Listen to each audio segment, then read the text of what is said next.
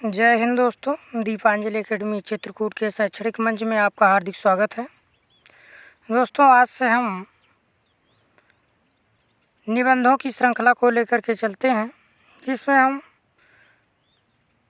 मूल text book को पढ़ेंगे और इसमें जो परीक्षा उपयोगी तथ्य होंगे उनको नोट भी करते जाएंगे। तो आशा करता हूं कि आप जब इस वीडियो को देखेंगे कॉपी पेन लेकर के ज़रूर बैठिएगा। तो आइए देखते हैं हम अपने निबंधों को। दोस्तों, आज हम देखेंगे भारतवर्षोन्नति कैसे हो सकती है। यह भारतेंदु हरिश्चंद्र जी का निबंध है। तो आइए इसे देखते हैं। इसके महत्वपूर्ण बिंदुओं को जो मैं बताता जाऊँ उन्हें नोट ज़रूर करते जाइएगा, कॉपी पेन लेकर के बैठिएगा और इसी प्रकार से हम सभी निबंधों को पढ़ते जाएंगे और जो परीक्षा के लिए उपयोगी तथ्य हमें मिलेंगे उनको नोट करते जाएंगे। तो आप इस चैनल से बने रहिएगा, जुड़े रहिएगा, लाइक कर लीजिएगा तथा सब्सक्राइब भी कर लीजिएगा और अपने दोस्तों के पास भी शेयर कर दीजिएगा, ताकि अधिक से अधिक लोगों को इसका लाभ मिल सके और हम सब लोग मिलकर के अपनी परीक्षा की तैयारी कर सकें। तो आइए देखते हैं इस निबंध को। आज बड़े आनंद का दिन है कि छोटे से नगर बलिया में हम इतने मनुष्यों को एक बड़े उत्साह से एक स्थान पर देखते हैं। पहला वाक्य है, इसे नोट कर लीजिएगा। निबंध इस वाक्य से शुरू होता है। इस अभागे आलसी देश में जो कुछ हो जाए वही बहुत है। बनारस ऐसे ऐसे बड़े नगरों में जब कुछ नहीं होता तो हम यह न कहेंगे कि बलिया में जो कुछ हमने देखा वह बहुत ही प्रशंसा के योग्य है। तो देखिएगा, यह बलिया ज़िले के ददरी नामक स्थान पर एक मेला लगता है। उस पर भारतेंदु हरिश्चंद्र जी भाषण देते हैं और यह वही भाषण है। तो इसे नोट कर लीजिएगा। यह निबंध का संबंध इस निबंध का कहाँ से है, तो बलिया ज़िले के ददरी नामक स्थान से है।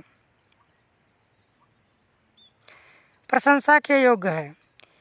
इस उत्साह का मूल कारण जो हमने खोजा तो प्रकट हो पाया कि इस देश के भाग्य में आजकल यहाँ सारा समाज ही एकत्र है। रॉबर्ट साहब बहादुर ऐसे कलेक्टर जहाँ हों वहाँ क्यों ना ऐसा समाज हो। तो यहाँ पर एक कलेक्टर के भी जिक्र किया गया है, इसको भी नोट में कर लीजिएगा। रॉबर्ट साहब बहादुर ये कलेक्टर हैं, समाज हो। जिस देश और काल में ईश्वर ने अकबर को उत्पन्न किया था उसी में अबुल फजल बीरबल टोडरमल को भी उत्पन्न किया। इनको भी नोट कर लीजिएगा। इस निबंध में अकबर का जिक्र हुआ है, अबुल फजल का हुआ है, बीरबल का हुआ है, टोडरमल का हुआ है।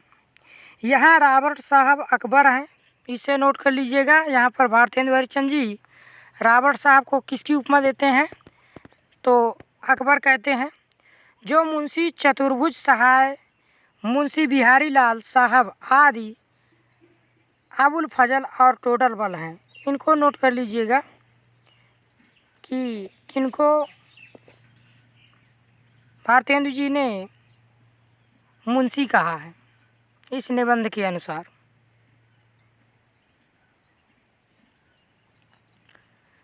हमारे हिंदुस्तानी लोग तो रेल की गाड़ी हैं, यद्यपि फर्स्ट क्लास, सेकंड क्लास आदि गाड़ी बहुत अच्छी अच्छी और बड़े बड़े महसूल की इस ट्रेन में लगी हैं,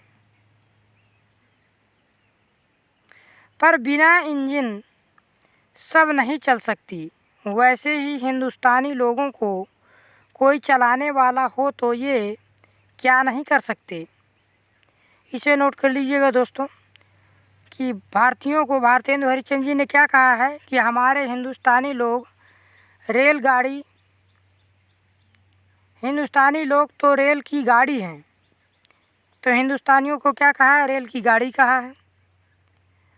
और कहते हैं कि इस ट्रेन में अनेक प्रकार के डिब्बे लगे हुए हैं, किंतु ये बिना इंजन के नहीं चल सकते हैं। उनके कहने का आशय यही है कि जिस प्रकार से ट्रेन में लगे हुए अनेक प्रकार के अच्छे अच्छे डिब्बे बिना इंजन के नहीं चल सकते हैं, उसी प्रकार से भारतीय लोग बिना नेतृत्वकर्ता के, बिना नेता के नहीं चल सकते हैं।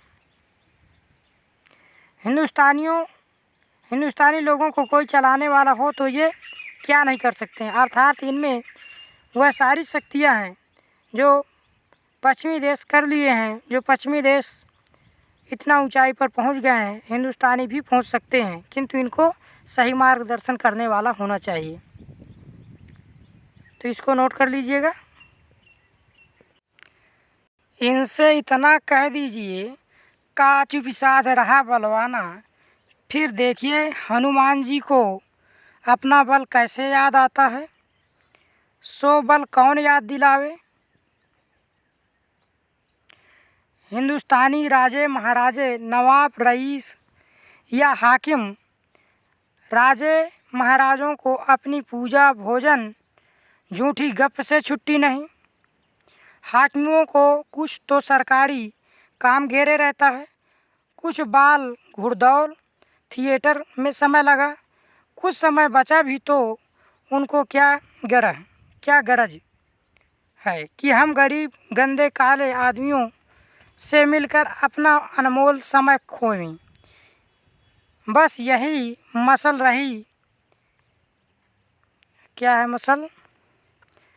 तुम्हें गैरों से कब फुर्सत, हम अपने गम से कब खाली। चलो बस हो चुका मिलना अब हो चुका मिलना, न हम खाली न तुम खाली। ये एक कहावत कोट करते हैं। यहाँ पर भारतेंदु हरिश्चंद्र जी कहते हैं, भारतीयों में जोश और जुनून भरते हुए कहते हैं कि भारतीयों में वो शक्ति है, वो क्षमता है कि ये सारे काम कर सकते हैं। और इसके लिए वो कहते हैं कि इनको केवल इनकी शक्ति का एहसास कराने की ज़रूरत है। जिस प्रकार से सीता की खोज कर रहे हनुमान को जामवंत उनके बल को, उनकी शक्ति को याद दिलाते हैं। कहते हैं का चुप साध रहा बलवाना, हे बलवान, हे वीर, तुम चुप क्यों साधे बैठे हो। तुम इस समुद्र को आराम से लांघ सकते हो। उसी प्रकार से जिस प्रकार से हनुमान के अंदर अपार शक्ति समुद्र लांघने की थी, उसी प्रकार से इन भारतीयों के पास भी अपनी उन्नति करने के लिए शक्ति है, किंतु इनकी शक्ति का, साहस को केवल जगाने वाला कोई होना चाहिए।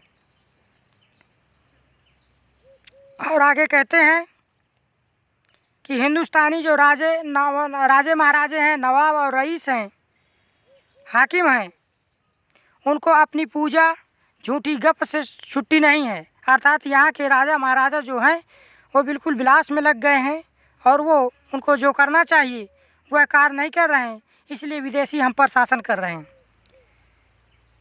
उनको छुट्टी नहीं है, और जो छुट्टी मिलती भी है थोड़ा बहुत, तो वो अपना समय घुड़दौड़ में और थिएटर यानी फिल्म आदि देखने में, नाट्य आदि देखने में लगा देते हैं। उनको भारत की इन तमाम गरीब गंदे काले लोगों की इस दशा से कोई मतलब नहीं है कि वो किस प्रकार से अपनी समस्याओं से जूझ रहे हैं। और आगे एक कहावत कोट करते हुए कहते हैं कि तुम्हें गैरों से कब फुर्सत, न हम अपने गम से कब खाली। चलो बस हो चुका मिलना, न हम खाली न तुम खाली। ये उसी प्रकार से है कि जैसे तुम्हें दूसरे व्यक्तियों से फुर्सत नहीं है और हमें अपने गम से खाली नहीं है, अर्थात हमें अपने दुख से कहीं आगे बढ़ कर के हम नहीं सोच पा रहे हैं। और फिर क्या होता है कि न तुम खाली हो और न हम खाली हैं। तो ये भारतीयों की स्थिति उसी प्रकार से हो गई है। आगे देखते हैं। 3 मेढक एक के ऊपर एक बैठे थे। ऊपर वाले ने कहा जौक शौक, बीच वाला बोला गम सम, सबके नीचे वाला, सबसे जो नीचे बैठा हुआ था, सबके नीचे वाला पुकारा गए हम। तो हिंदुस्तान की प्रजा की दशा यही है, गए हम। पहले भी जब आर्य लोग हिंदुस्तान में आकर बसे थे, राजा और ब्राह्मणों के जिम्मे यह काम था कि देश में नाना प्रकार की विद्या और नीति फैलावें। और अब भी ये लोग चाहें तो हिंदुस्तान प्रतिदिन क्या प्रतिशत बढ़े, पर इन्हीं लोगों को निकम्मेपन ने घेर रखा है। तो इसमें 3 मेढकों का जिक्र आया है, इसको भी नोट कर लीजिएगा। और इन मेढकों के माध्यम से लेखक कहता है कि हिंदुस्तान के जो उच्च पदों पर बैठे हुए लोग हैं वो उसी प्रकार से हो गए हैं। इनको अब कोई हिंदुस्तान की प्रजा से मतलब नहीं है। पहले जब आर्य लोग हिंदुस्तान पर आए हुए थे तो उस समय के राजा और महाराजाओं का, ब्राह्मणों का ये जिम्मा था कि यहाँ पर नीति फैलावें, यहाँ पर शिक्षा का प्रचार करें, यहाँ के लोगों का विकास करें। किंतु आज के समय में, अंग्रेजी शासन के समय में जो राजे महाराजे हैं उनका समय तो थिएटर देखने में बीत रहा है। अगर वो चाह लें तो यह हिंदुस्तान प्रतिक्षण बढ़े, प्रतिदिन की बात क्या, प्रतिक्षण क्षण यह बढ़े और उन्नति करे। परंतु इन लोगों को, राजा महाराजाओं को, जिनकी ये जिम्मेदारी है देश को आगे बढ़ाने की, उनको निकम्मेपन ने घेर लिया है। आगे कहते हैं, बोधारो मत्सरग्रस्ता प्रभवा समर दूषिता। बुद्धिमान लोगों को उसी प्रकार से ग्रसित हो गए हैं और वो समय एकदम दूषित हो गए हैं। हम नहीं समझते कि इनको लाज भी क्यों नहीं आती कि उस समय, इस सूक्ति को दोस्तों नोट कर लीजिएगा, पूछी जा सकती है। उनको लाज भी क्यों नहीं आती कि उस समय में जबकि उनके पुरखों के पास कोई भी सामान नहीं था, तब उन लोगों ने जंगल में पत्ते और मिट्टी की कुटियों में बैठकर बांस की नालियों से जो ताराग्रह आदि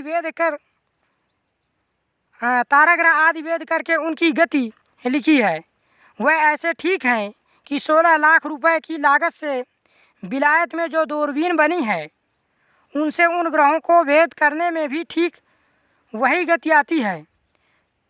और जब आज इस काल में हम लोगों की अंग्रेजी विद्या के और जनता की उन्नति से लाखों पुस्तकों और हजारों यंत्र तैयार हैं, जब हम लोग निरी चुंगी कतवार फेंकने की गाड़ी बन रहे हैं, यह समय ऐसा है कि उन्नति की मानो घुड़दौड़ हो रही है। आगे कभी लेखक कहते हैं कि एक समय हमारा भारत के लोग ऐसे थे कि जंगल में बैठ कर के पत्ते और मिट्टी की कुटिया में बैठ कर के बांस की नालियों से तारा ग्रहों की आदि की सब जानकारी ले लेते थे। वही काम जो 16 लाख में बनी हुई दूरबीन करती है, वही काम वो कर लेते थे। ध्यान दीजिएगा, इसे भी नोट कर लीजिएगा कि पहले लोग किस प्रकार से तारा ग्रह नक्षत्रों का भारती पता करते थे, तो वो बांस की नालियों से कर लेते थे।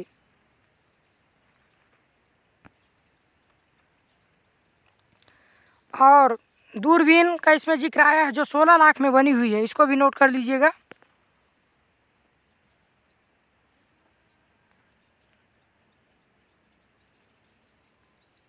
किंतु अंग्रेजी विद्या को अब हम जानते हैं, अब हम पाश्चात्य शिक्षा को, पुस्तकों को भी पढ़ रहे हैं, किंतु आज भी हम उन्नति नहीं कर रहे हैं। इस अफसोस को व्यक्त करते हैं भारतेंदु हरिश्चंद्र जी।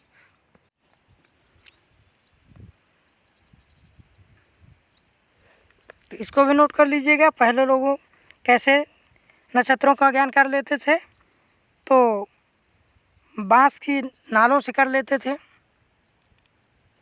आगे देखते हैं,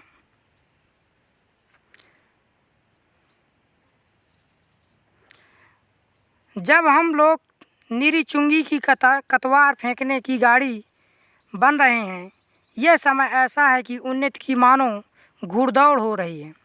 अमेरिकन, अंग्रेज़, फ्रांसीसी आदि, तुर्की, ताजी सब सरपट तो दौड़े जाते हैं। सबके जी में यही है कि पाला हम ही छू लें। उस समय हिंदू काठियावाड़ी खाली खड़े खड़े टाप से मिट्टी खोदते हैं। इनको औरों को जाने दीजिए। जापानी टट्टुओं को हाँफते हुए दौड़ते देखकर के भी लाज नहीं आती। यहाँ पर भारतीयों की अकर्मण्यता पर अफसोस व्यक्त करते हुए कहते हैं कि आज का जो समय है उसमें अमेरिका, जापान, सभी फ्रांसीसी, अंग्रेज़ सभी एकदम प्रगति पर हैं, वैज्ञानिक प्रगति पर हैं, औद्योगिक विकास कर रहे हैं और लगाते हैं कि हम आगे पहुंच जाएं, हम आगे चले जाएं। किंतु भारत क्या है? भारतीयों को, हिंदुस्तान को, हिंदू को वो काठियावाड़ी घोड़े कहते हैं। ये काठियावाड़ी घोड़े जैसे हैं, जैसे काठियावाड़ी घोड़ा अपने टाप से एक ही जगह में मिट्टी खोदता रहता है, आगे नहीं बढ़ता है।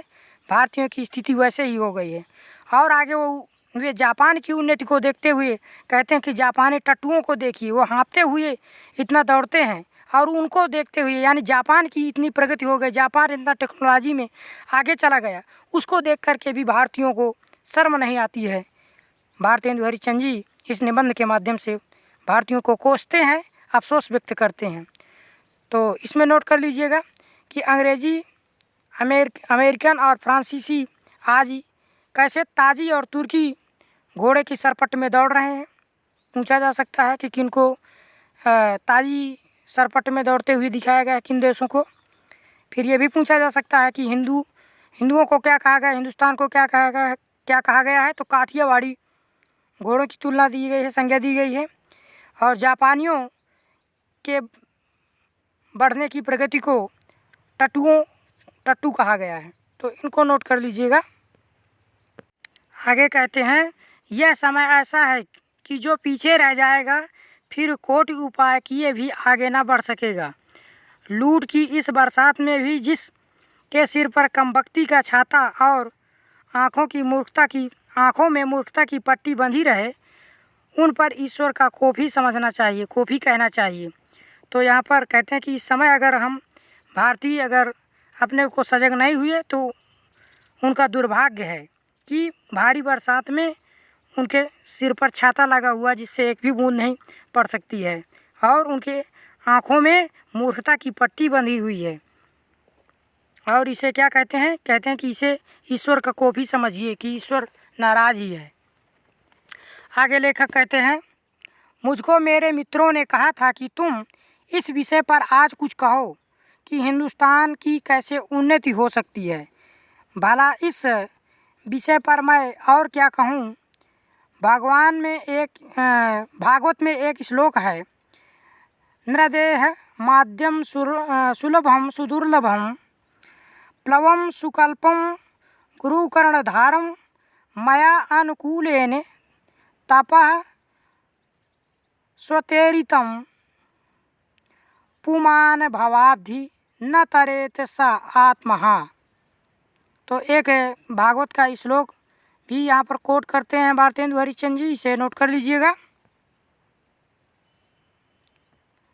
और यहाँ पर अपने मित्रों का जिक्र करते हैं कि मेरे मित्रों ने कहा था कि भारतवर्ष की उन्नति के विषय में आप कुछ कहिए।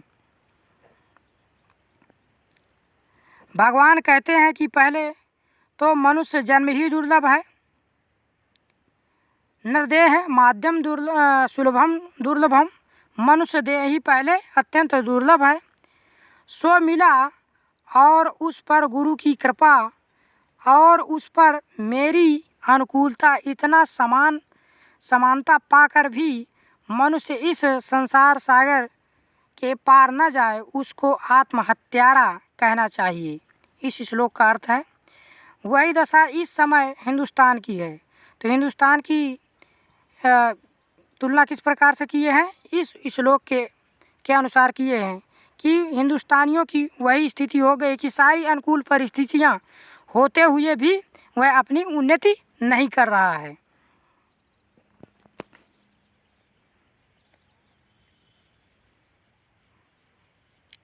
आगे कहते हैं अंग्रेजों के राज में सब प्रकार का सामान पाकर अवसर पाकर भी हम लोग जो इस समय उन्नति न करें तो हमारे केवल अभाग्य हैं और परमेश्वर का कोप ही है। सास और अनुमोदन से एकांत रात में सूने रंग महल में जाकर भी बहुत दिनों से प्राण से प्यारे परदेसी पति से मिलकर छाती ठंडी करने की इच्छा भी उसका लाज से मुंह भी न देख सके और बोले भी ना तो उसका अभाग्य ही है। यानी कि अगर कोई लाजवंती और नैनवेली स्त्री हो और वह एकांत समय में अपने पति को पा करके लज्जा के मारे अपने पति से ना बात कर सके और ना बोल सके और ना ही उसका मुंह देख सके तो वह अभागी ही कह जाएगी, क्योंकि एकांत क्षण है और वहाँ पर अपने पति से आराम से वह बातचीत कर सकती है, किंतु अगर नहीं वह कर रही है तो वह अभागी ही है। उसी प्रकार से हिंदुस्तान के लोगों की स्थिति है कि सारे अंग्रेज़ों के समय में सारे अवसर पा करके भी वह अपना विकास नहीं कर रहे हैं। आगे कहते हैं तो इसको भी ध्यान दीजिएगा, हिंदुस्तानियों को क्या कहे हैं, एक लाजवंती उस स्त्री की भांति कहें तुलना किए हैं। इन बिंदुओं को ध्यान में रखिएगा। पूछा जाता है कि इसमें से किस का उल्लेख नहीं किया गया इसमें, तो इनको आप ध्यान देते रहिएगा। या पूछ सकता है कि हिंदुस्तानियों को क्या क्या कहे हैं, किसकी किसकी संज्ञा दी है भारतेंदु हरिश्चंद्र जी ने। आगे देखते हैं।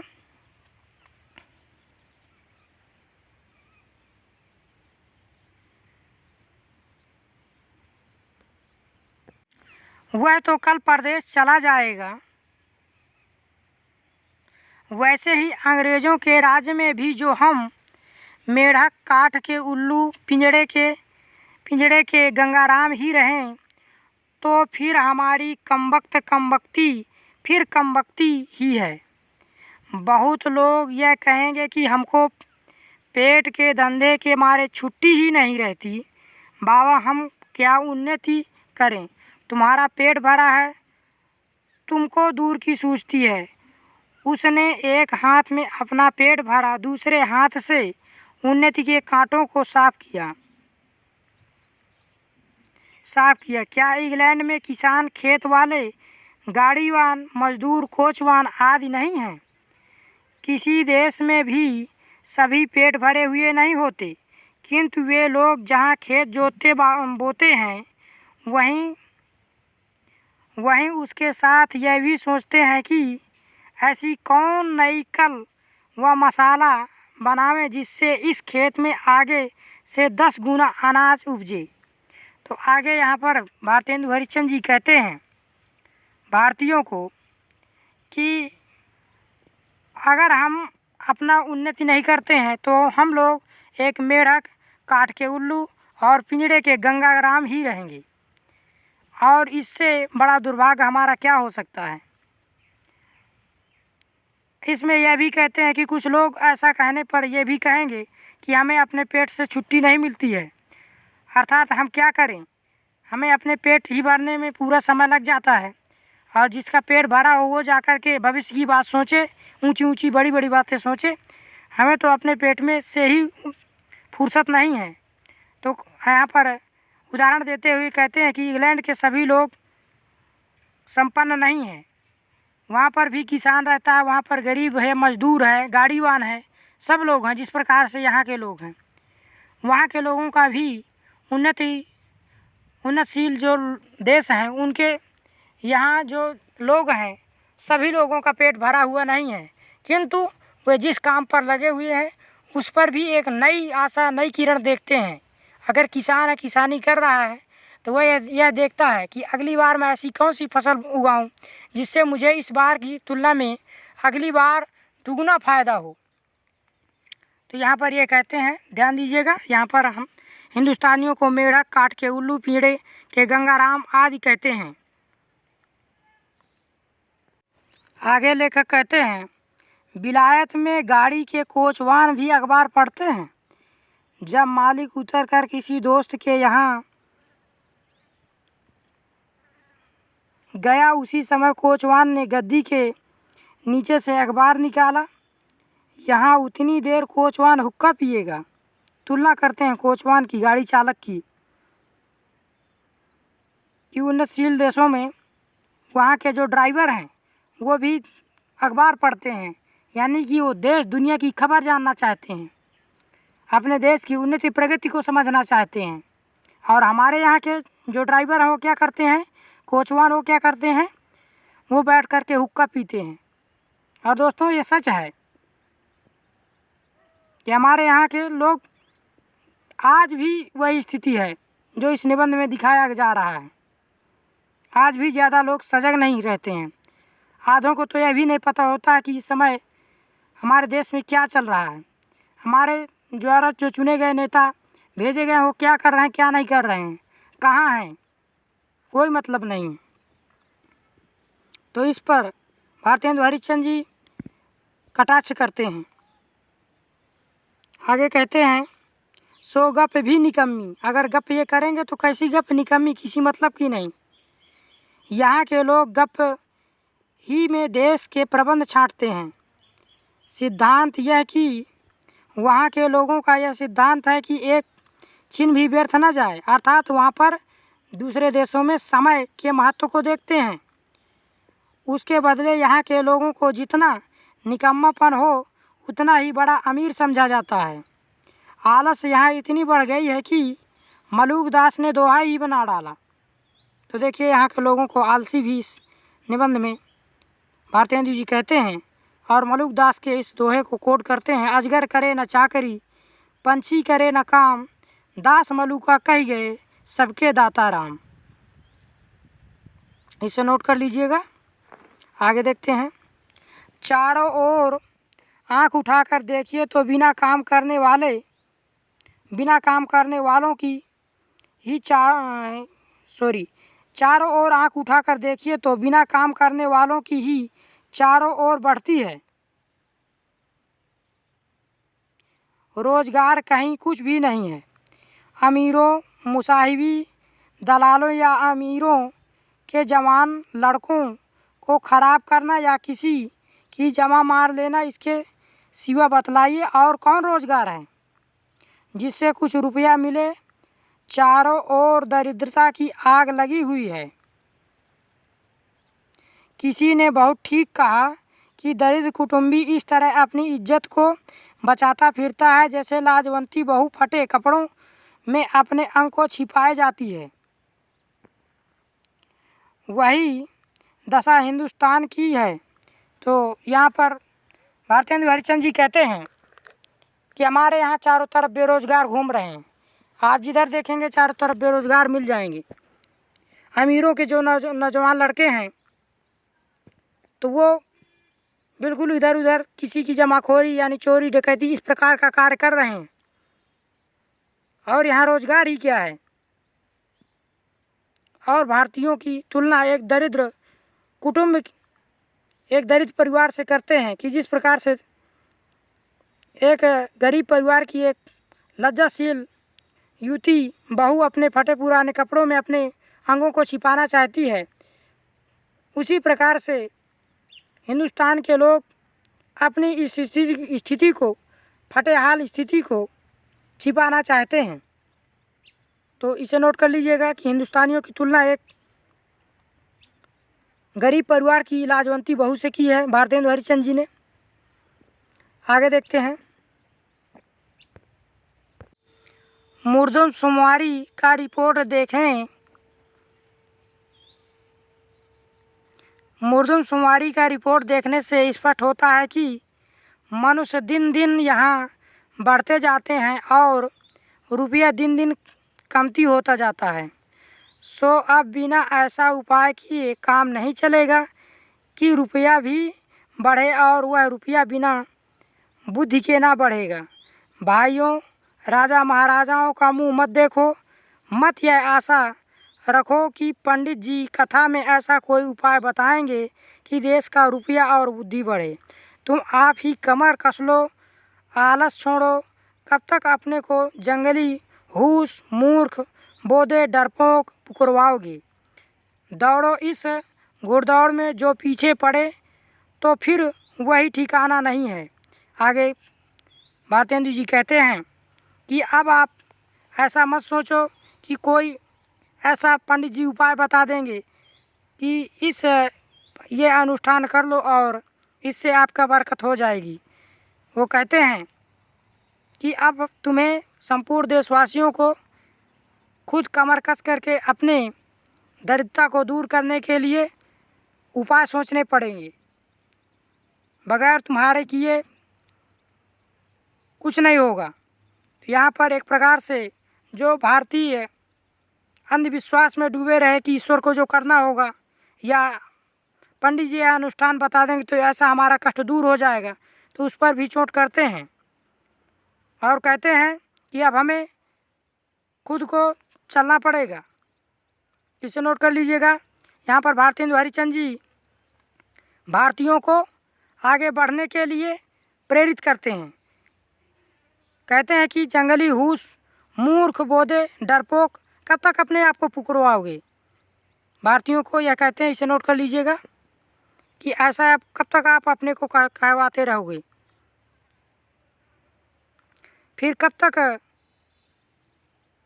कब कब राम जनकपुर आए हैं? आपकी जो पीछे पड़े तो फिर रसातल ही पहुँचोगे। जब पृथ्वीराज को कैद करके गोरी ले गए तो शहाबुद्दीन के भाई गयासुद्दीन से किसी ने कहा कि वह शब्दबेरी बाण बहुत अच्छा मारता है। एक दिन सभी नियत हुई और 7 लोहे के तावे बाण से फोड़ने को रखे गए। पृथ्वीराज को लोगों ने पहले से ही अंधा कर दिया था। संकेत हुआ कि जब गयासुद्दीन हूँ करे तब वह तावे पर बाण मारे। चंद कवि भी उसके साथ कैदी था। यह सामान देखकर उसने यह दोहा पढ़ा, अब की चढ़ी कमान को जाने फिर कब चढ़े, किन चूके चहुआन इक्के मारे इक्क सर।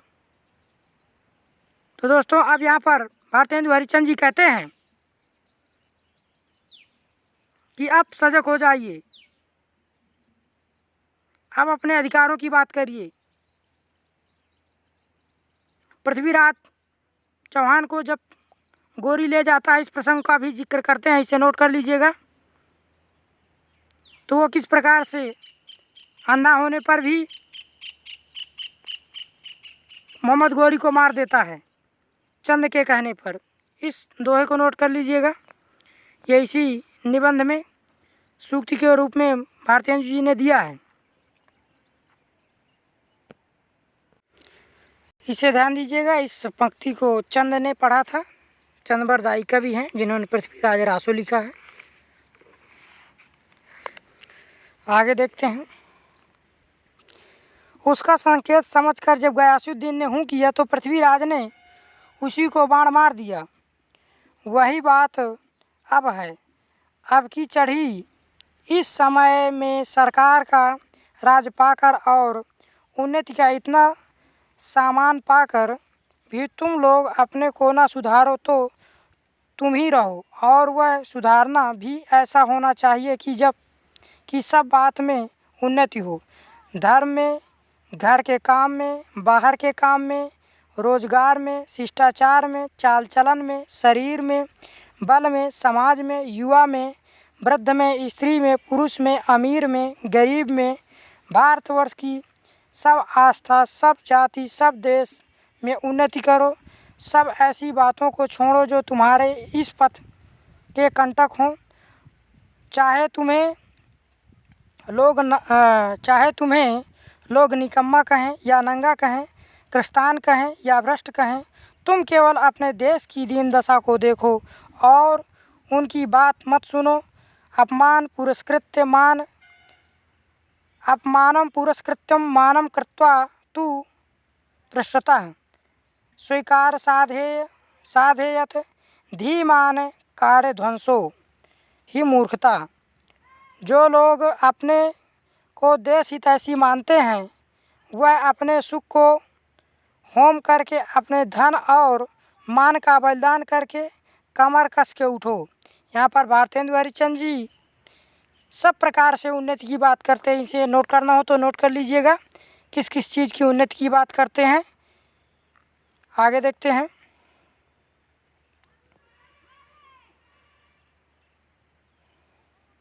बलिदान करके कमर कस के उठो, देखा देखी थोड़े दिन में सब हो जाएगा, अर्थात सब कुछ हो जाएगा। आप लगिए तो अपनी खराबियों के मूल कारणों को खोजो। कोई धर्म की आड़ में, कोई सुख की आड़ में छिपे हैं। इन चोरों को वहाँ से पकड़ कर लाओ, उनको बांध बांध कर कैद करो। हम इससे बढ़कर क्या कहें कि जैसे तुम्हारे घर में कोई पुरुष व्यभिचार करने आवे तो जिस क्रोध से उसको पकड़ कर मारोगे और वहाँ तक तुम्हारे में शक्ति होगी उसका सत्यानाश करोगे, उसी तरह इस समय जो बातें तुम्हारे उन्नत पथ की कांटा हों उनकी जड़ खोद करके फेंक दो। कुछ मत डरो, जब तक 100-200 मनुष्य बदनाम ना होंगे,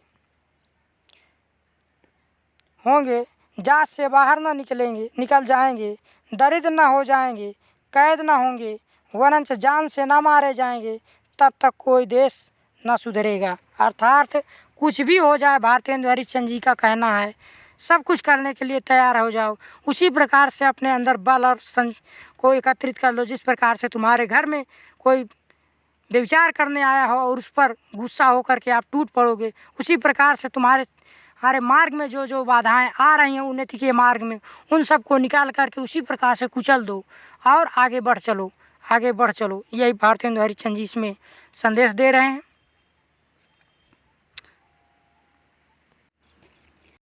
आगे कहते हैं, अब यह प्रश्न होगा कि भाई हम तो जानते ही नहीं कि उन्नति और सुधारना किस चिड़िया का नाम है। नोट कर लीजिएगा इस कथन को।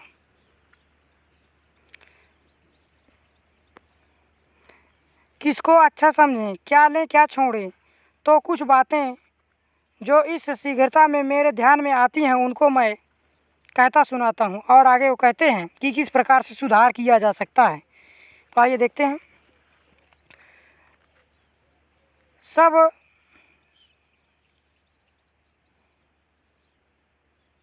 सब सुन्नियों, दोस्तों यहाँ पर मिस्टेक है, मिसप्रिंट है यहाँ पर। सब सुन्नियों नहीं होगा, सब उन्नतियों का मूल धर्म है। और इस कोटेशन को नोट भी कर लीजिएगा, सब उन्नतियों का मूल धर्म है। इससे सबसे पहले धर्म की उन्नति करनी उचित है। भारतेंदु जी कहते हैं सब उन्नतियों का मूल क्या है, धर्म है। नोट कर लीजिए, इसे किसे माने हैं वो पूछा जा सकता है। तो सभी उन्नतियों का मूल धर्म वो धर्म को मानते हैं। देखो, अंग्रेज़ों की धर्म नीति राजनीति परस्पर मिली है, इससे उनकी दिन दिन कैसी उन्नति हुई है उनको जाने दो। अपने ही यहाँ देखो, तुम्हारे धर्म की आड़ में नाना प्रकार की नीति, समाज गठन, वैदक आदि भरे हुए हैं। एक मिसाल सुनो, तुम्हारा बलिया के मेले का यही स्थान क्यों चुना गया, जिसमें जो लोग कभी आपस में नहीं मिलते 10-10, 5-5 कोस से ये लोग एक जगह एकत्र होकर आपस में मिलें, ये एक दूसरे का दुख सुख जाने, गृहस्थी के काम में वह चीज़ें जो गांव में नहीं मिलती यहाँ से ले जाएं। एकादशी का व्रत क्यों रखा है, जिसमें महीने में 2-1 उपवास से शरीर शुद्ध हो जाता है। इसे ध्यान दीजिएगा, पूछा जा सकता है एकादशी का व्रत क्यों रखा जाता है, जिससे लेखक के अनुसार जिससे शरीर शुद्ध हो जाए।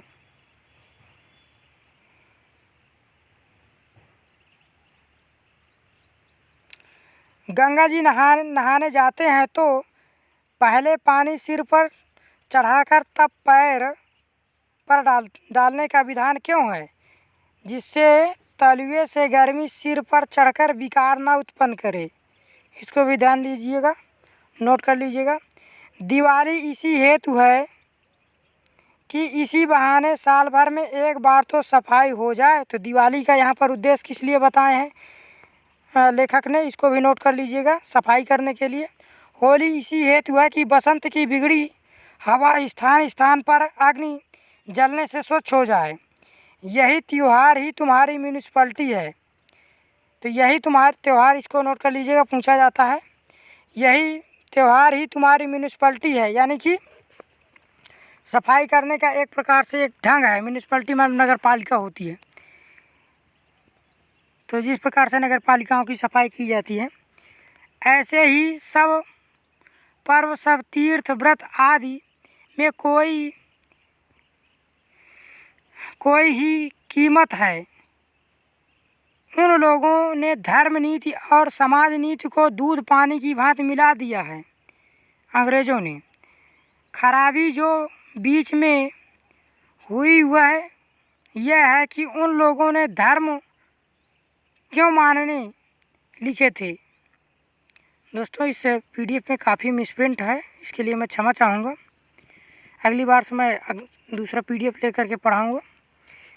इसका लोगों ने मतलब नहीं समझा और इन बातों को वास्तविक धर्म मान लिया। भाइयों, वास्तविक धर्म तो केवल परमेश्वर के चरण कमल का भजन है। ये सब तो समाज धर्म है, यानी कि जो अन्य धर्म है, तीर्थ व्रत आदि हैं, ये वास्तविक धर्म नहीं है। वास्तविक धर्म तो ईश्वर का भजन करना है, किंतु ये समाज धर्म है, ये समाज के लिए ज़रूरी है। भाइयों, वास्तविक धर्म तो केवल परमेश्वर के चरण कमल का भजन है। ये सब समाज धर्म है।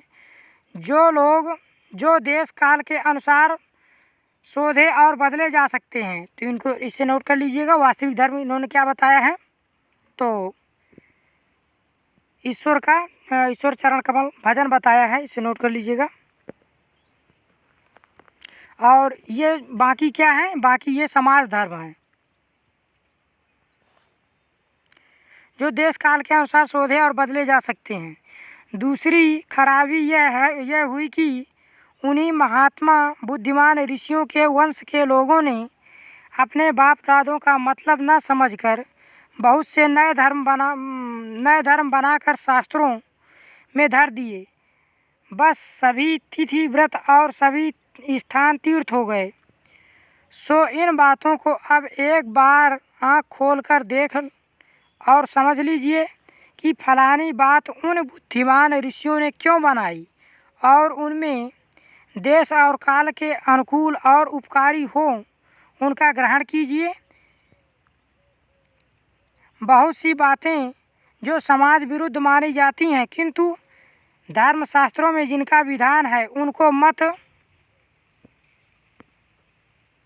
चलाइए। जैसा जहाज का सफ़र, विधवा विवाह आदि, लड़कों की छोटेपन में ही शादी करके उनका बल बीरज आयुष्य सब मत घटाइए। यानी कि कुछ धर्म ग्रंथों में जो गलत विधान कर दिए गए हैं, उनको छोड़ दीजिए। जैसे कि यहाँ पर जिक्र करते हैं कि बाल विवाह है, जैसे विधवा विवाह निषेध है, तो इनको छोड़ दीजिए। जो धर्म ग्रंथों में इनका उल्लेख किया गया है, विधान बनाए गए हैं। आप उनके माँ बाप हैं या शत्रु, वीर उनके शरीर में पुष्ट होने दीजिए। नून तेल लकड़ी की फिक्र करने की बुद्धि सीख लेने दीजिए। तब उनका पैर काठ में डालिए। कुलीन प्रथा, बहुविवाह आदि को दूर कीजिए। तो यहाँ पर इनकी भी बात करते हैं, कुलीन प्रथा और बहुविवाह दूर करने की बात, इनको भी ध्यान से नोट कर लीजिएगा। किन किन कुरीतियों के निषेध की बात भारतेंदु हरिश्चंद्र जी निबंध में किए हैं, तो इनको नोट कर लीजिएगा, पूछा जा सकता है। लड़कियों को भी पढ़ाइए, किंतु इस चाल में नहीं जैसे आजकल पढ़ाई जाती हैं, जिससे उपकार के बदले बुराई होती है। ऐसी चाल में उनको शिक्षा दीजिए कि वह अपना देश और कुल धर्म सीखें, पति की भक्ति करें और लड़कों को सहज शिक्षा दें। वैष्णव शास्त्र इत्यादि नाना प्रकार के लोग आपस में बैर छोड़ दें। यह समय इन झगड़ों का नहीं। हिंदू, जैन, मुसलमान सब आपस में मिल मिलिए। जाति में कोई चाहे ऊंचा हो चाहे नीचा हो, सबका आदर कीजिए। तो यहाँ पर सबके मिलने की भी बात करते हैं और जाति पात को छोड़ने की बात करते हैं। सबका आदर कीजिए, जो जिस योग्य हो उसे वैसा मानिए। छोटी जाति के लोगों का तिरस्कार करके उनकी जी मत तोड़िए। सब लोग आपस में मिलिए। मुसलमान भाइयों को भी उचित है कि, अब यहाँ पर मुसलमानों को शिक्षा देते हैं, कहते हैं कि मुसलमान भाइयों को उचित है कि इस हिंदुस्तान में बस कर वे लोग हिंदुओं को नीचा समझना छोड़ दें।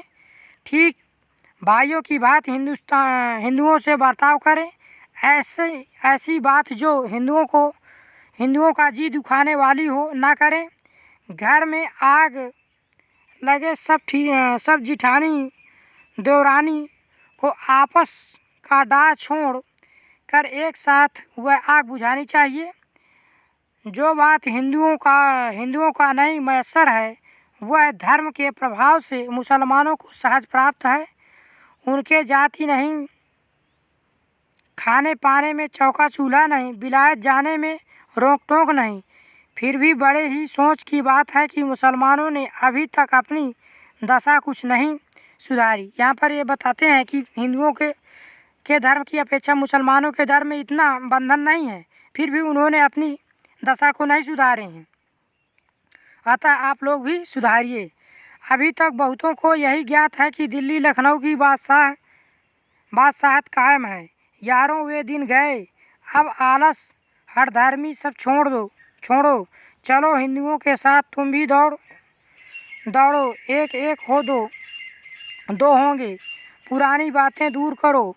मीर हसन और इंदर सभा पढ़ा कर छोटेपन ही से लड़कों का सत्यानाश मत करो। मीर हसन और इंदर सभा नामक एक कोई कथाएं हैं, उनको पढ़ा करके लड़कों में गलत प्रभाव मत डालिए। उनके कहने का मतलब ये है।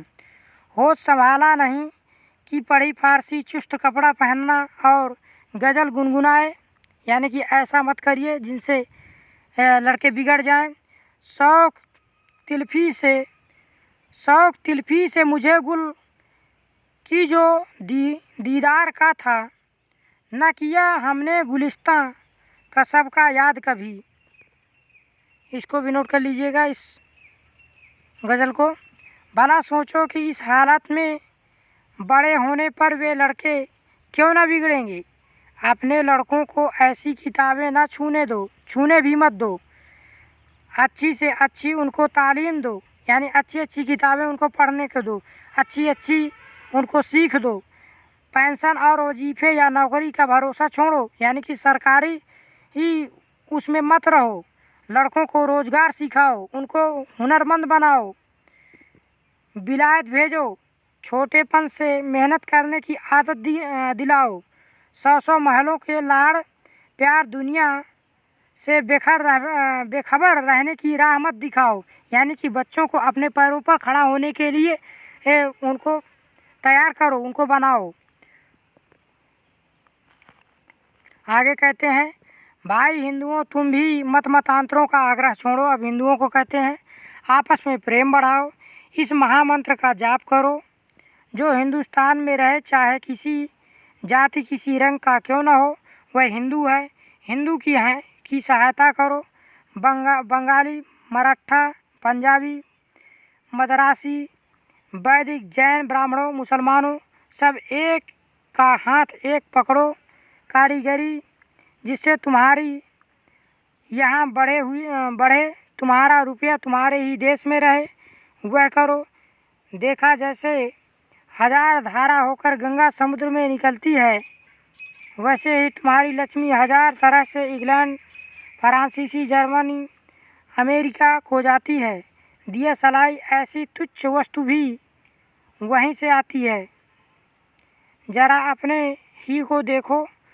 तुम जिस मार्किन की धोती पहने हो, वह अमेरिका की बनी है। जिस ललकाट का तुम्हारा अंगा है, अंगा मतलब कुर्ता होता है, वह इंग्लैंड का है। फ्रांसीसी की बनी कंघी से तुम सिर झाड़ते हो और जर्मन की बनी चर्बी की बत्ती तुम्हारे सामने जल रही है।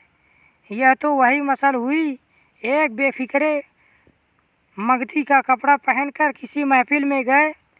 कपड़े को पहचान कर एक ने कहा, आजी अंगा तो फलाने का है। दूसरा बोला, आजी टोपी भी फलाने की है। उन्होंने हंसकर जवाब दिया कि घर की तो मूछे ही मूछे हैं। तो यहाँ पर भारतेंदु हरिश्चंद्र जी कहते हैं कि अपना स्वयं का विकास करो, स्वयं के उद्योग धंधे लगाओ, अपने उपयोग की वस्तुओं को स्वयं बनाओ, विदेशी वस्तुओं पर कम निर्भर रहो। उनके कहने का मतलब यह है, कहीं पूछा जाए उद्देश्य तो इसके उद्देश्य में इसको भी बताइएगा कि वो कहते हैं कि स्वदेशी वस्तुओं का निर्माण करो, स्वदेशी वस्तुओं पर निर्भर रहो। आगे कहते हैं, भाइयों अब तो नींद से जागो।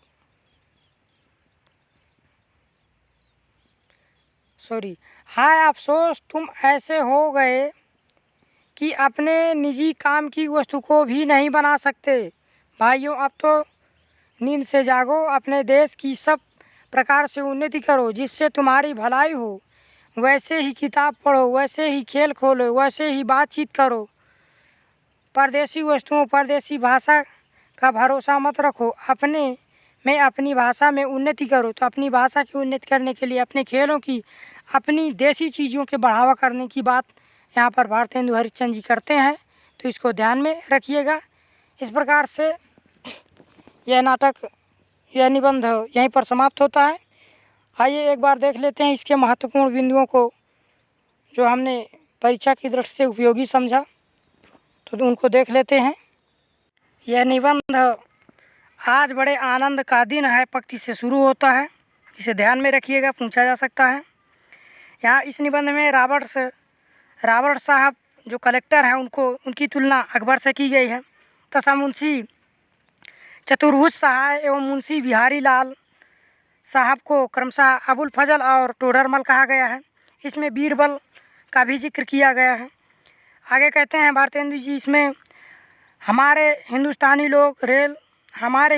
लोग तो रेल की गाड़ी हैं, तो हिंदुस्तानियों को रेल की गाड़ी कहा गया है। जब आर आए तो राजाओं और ब्राह्मणों का जिम्मा था ज्ञान फैलाने का। और एक पंक्ति है, बौद्धारो मत्सरग्रस्ता प्रभा इसमें स्मृदूषता। पहले भारतीय बांस की नालों से नक्षत्रों का ज्ञान कर लेते थे, इसका भी जिक्र किया गया है। दूरबीन की 16 लाख की बनी हुई दूरबीन का जिक्र किया गया है, जो इंग्लैंड में बनी है। अमेरिकन, अंग्रेज़, फ्रांसीसी, तुर्की, ताजी आदि ये सरपट से दौड़ने वाले देश हैं। हिंदू लोगों को काठियावाड़ी कहा गया है, जापानियों को टट्टू कहा गया है। वैसे ही अंग्रेज़ों के राज में हम मेढक, काठ के उल्लू, पिंजड़े के गंगाराम ही रहे, तो ये भारतीयों के लिए कहा गया है। जैसे लाजवंती बहू फटे कपड़ों में अपने अंग को छिपाए जाती है, वही दशा आज हिंदुस्तान की है। तो हिंदुस्तान की तुलना एक लाजवंती बहू से की है। पृथ्वीराज चौहान, मोहम्मद गोरी, गयासुद्दीन, चंद आदि का इसमें जिक्र किया गया है। चंद की एक पंक्ति का यहाँ पर जिक्र किया गया है, आपकी चढ़ी कमान को जाने फिर कब चढ़े, जिन चूके चहुआन इक्के मारा इक्क सर। धर्म में घर, आगे कहते हैं कि किन चीज़ों में उन्नति होनी चाहिए, तो कहते हैं धर्म में होनी चाहिए, घर में होनी चाहिए, बाहर होनी चाहिए, काम में होनी चाहिए, रोजगार में होनी चाहिए, शिष्टाचार में होनी चाहिए, चाल चलन में होनी चाहिए, उन्नति में होनी चाहिए, बल में होनी चाहिए, समाज में होनी चाहिए, युवाओं में होनी चाहिए, स्त्री में उन्नति होनी चाहिए, अमीर में, गरीब में, भारतवर्ष की सब आस्था, सब जाति, सब देश में उन्नति करने की बात कहते हैं। जब तक 100-200 मनुष्य बदनाम ना होंगे, जात से बाहर न निकाले जाएंगे, दरिद्र ना होंगे, कैद न होंगे, बरंच जान से न मारे जाएंगे, तब तक कोई देश नहीं सुधरेगा, भारतेंदु हरिश्चंद्र जी कहते हैं। आगे कहते हैं, सब उन्नतियों का मूल धर्म है, इससे सबसे पहले धर्म की उन्नति करना उचित है। तो इसमें सभी उन्नतियों का मूल धर्म को मानते हैं। अंग्रेज़ों की धर्म नीति और राजनीति परस्पर मिली जुली है, ऐसा भारतेंदु हरिश्चंद्र जी कहते हैं, ध्यान रखिएगा, पूछा जा सकता है। एकादशी का व्रत क्यों रखते हैं भारतेंदु जी, इसमें कहते हैं कि शरीर शुद्ध करने के लिए। सिर पर गंगा का जल पहले क्यों डालते हैं, क्योंकि सिर पर विकार न उत्पन्न हो जाए, इसलिए डालते हैं। दिवाली इसलिए मनाई जाती है कि घर की सफाई हो जाती है। होली जलाने के विषय में कहते हैं कि हवा शुद्ध हो जाती है और कहते हैं कि यही त्यौहार तुम्हारी म्यूनिसिपैलिटी है। भाइयों, वास्तविक धर्म तो केवल परमेश्वर के चरण कमल का भजन है। तो वास्तविक धर्म परमेश्वर के चरण कमल का भजन को मानते हैं।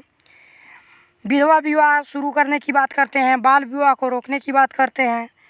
आप उनके माँ बाप हैं या शत्रु, ऐसा कहते हैं कि बच्चों की शादी बहुत कम दिनों में कर देते हैं। नून तेल लकड़ी की फिक्र करने की बुद्धि सीख लेने दीजिए। कुलीन प्रथा, बहु विवाह आदि दूर कीजिए। लड़कियों को भी पढ़ाइए, किंतु इस चाल में नहीं कि जैसे आज पढ़ाई जाती है, जिससे उपकार के बदले बुराई होती है। ऐसी चाल में उनको शिक्षा दीजिए कि वह अपना देश और कुल धर्म सीखें, पति की भक्ति करें और लड़कों को सहज शिक्षा दें।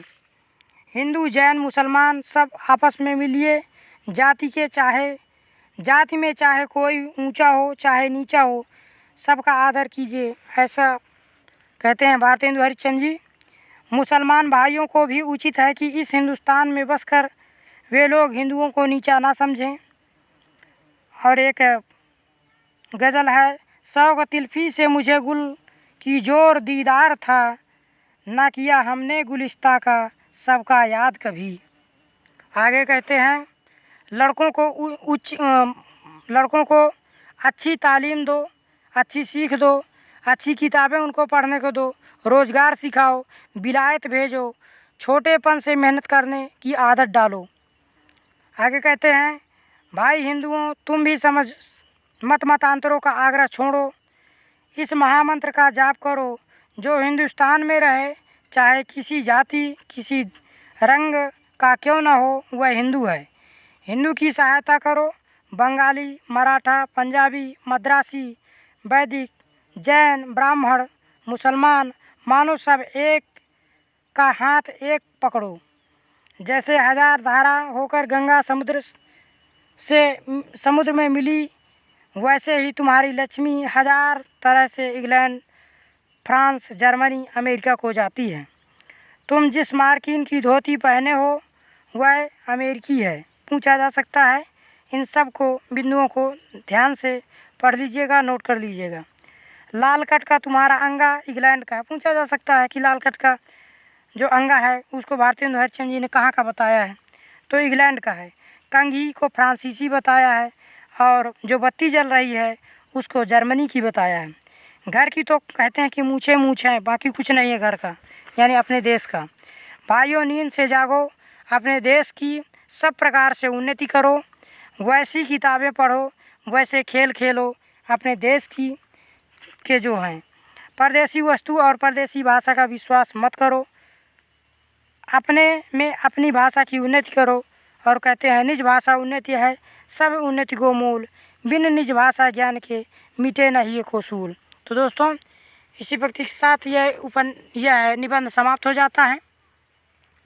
दोस्तों, आशा करता हूँ कि आपको कुछ समझ में ज़रूर आया होगा। इसके महत्वपूर्ण बिंदुओं को आप नोट कर लीजिएगा। मैं तो बताया ही हूँ, जो आपको और लगे उनको भी नोट कर लीजिएगा। और जो टूटी फूटी मुझसे व्याख्या बनी, मैं करने का प्रयास किया हूँ। आशा करता हूँ कि आप इससे लाभान्वित होंगे। तो दोस्तों, आप इसको अपने दोस्तों के पास शेयर करिएगा तथा लाइक करिएगा और चैनल को सब्सक्राइब कर लीजिएगा, ताकि हम कोई नया वीडियो अपलोड करें तो जिसकी जानकारी आपको मिल जाए और आप उस वीडियो को देख सकें। तो इस वीडियो में यहीं तक। इसके बाद पुनः हम किसी अन्य क्लास में आपके समक्ष प्रस्तुत होंगे। तब तक के लिए नमस्कार, जय हिंद।